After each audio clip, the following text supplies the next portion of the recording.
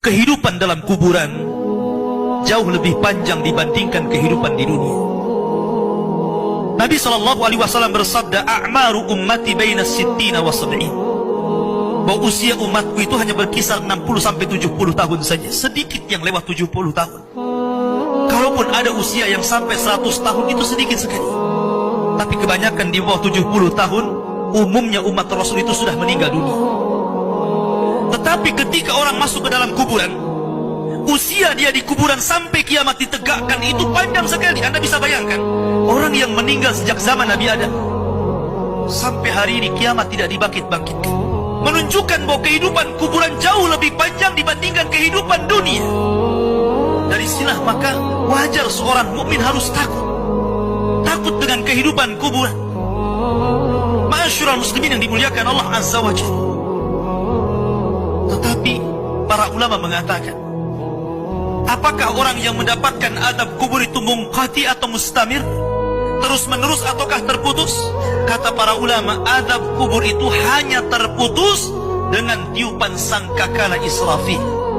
Ketika itulah Nabi SAW menceritakan bahwa Allah Subhanahu wa Ta'ala memerintahkan kepada Israfil untuk meniup sangkakala yang pertama. Disinilah adab kubur terputus.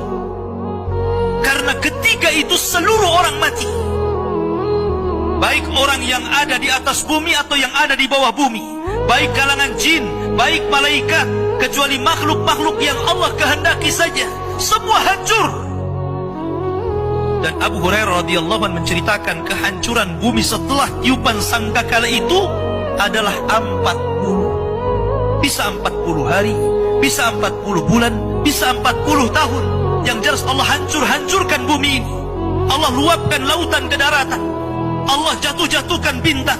Allah hancurkan gunung sehingga seperti kapas yang dihempas angin. Itulah yang disebut dengan kehancuran alam atau hari kiamat. Baru setelah kemudian bumi tidak bulat lagi, tapi bumi terhampar. Allah ganti bumi yang kita pijak dengan bumi yang baru. Itulah yang disebut dengan padang mahsyar. Maka disitulah Allah Subhanahu wa Ta'ala memerintahkan Israfil untuk meniup sangkakala kebangkitan. Yang kedua kalinya Israfil pun kemudian meniup sangkakala.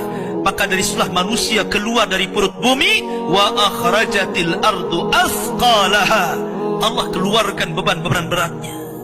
Disitulah orang-orang yang beriman, ketika mereka muncul dari kuburan, maka mereka akan berkumpul dengan keluarganya. Allah mengatakan, alladzina amanu wattaba'athum dzurriyyatuhum biimanin alhaqna bihim dzurriyyatuhum. Orang-orang yang beriman, kemudian keimanan diikuti oleh keluarganya, oleh istrinya, oleh suaminya, oleh bapaknya, oleh anak-anaknya, oleh cucu-cucunya. Maka ketika mereka dibangkitkan dari kuburan, mereka langsung berkumpul menjadi satu keluarga. Dan itu sebuah ketenangan. Tapi orang-orang di luar daripada beriman, mereka keluar dari perut bumi seperti dua binatang. Pertama Allah contohkan dengan laron yang berterbangan. Anda bisa melihat laron apabila terbang di atas lampu atau di sekitar lampu. Lihat bagaimana cara terbangnya. Mereka akan saling tubruk dengan kawan-kawannya. Karena pada hari itu anak lari dari orang tuanya, suami lari dari istrinya, orang tua lari dari anaknya. Terkadang mereka bertubruk satu dengan yang lainnya. Yang kedua seperti belalang kal jaradil muntashir. Pertama seperti laron dulu, lari sana lari sini, yang dari barat ke timur, yang dari timur ke barat, yang dari selatan ke utara, yang dari utara ke selatan.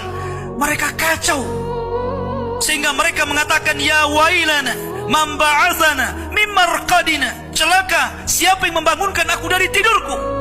Tapi orang-orang yang beriman hanya mengatakan, hadza ma wa'adar rahman wa sadaqal mursalin.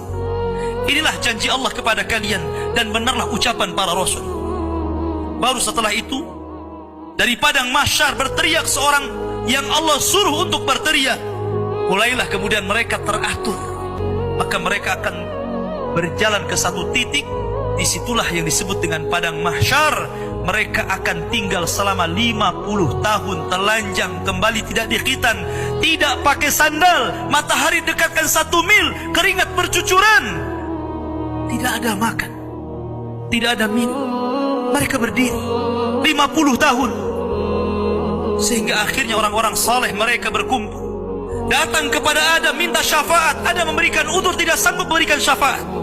Kata Adam, datanglah kalian kepada Nuh, karena dia Rasul pertama dalam Islam, Rasul pertama setelah aku. Maka mereka pun kemudian datang kepada Nuh. Nuh pun memberikan udzur, datanglah kalian kepada Ibrahim, karena dia Khalilur Rahman. Maka mereka datang kepada Ibrahim. Kata Ibrahim, aku tidak sanggup berikan syafaat, datanglah kalian kepada Musa, karena dia Kalimur Rahman. Ketika mereka datang kepada Musa, kata Musa, datanglah kepada Isa. Isa pun memberikan udzur, tidak bisa. Seandainya kalian datang kepada Muhammad sallallahu alaihi wasallam itu lebih baik.